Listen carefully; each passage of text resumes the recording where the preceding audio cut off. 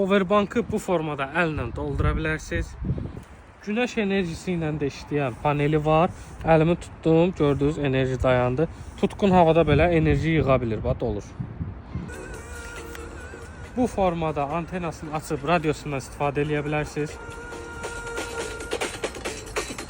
Telefonla, bluetoothla qoşularaq dinamikindən istifadə edə bilərsiniz. Ön hissəsində çox güclü fanarı var. Apple Watch'larınızı üzərinə qoyaraq enerji doldura bilərsiniz. Öz üzərində Type-C və iPhone girişli telefonları doldurmaq üçün USB kabeli var. Powerbankın özünü yan hissəsində olan bu USB girişi vasitəsilə doldurmaq olar.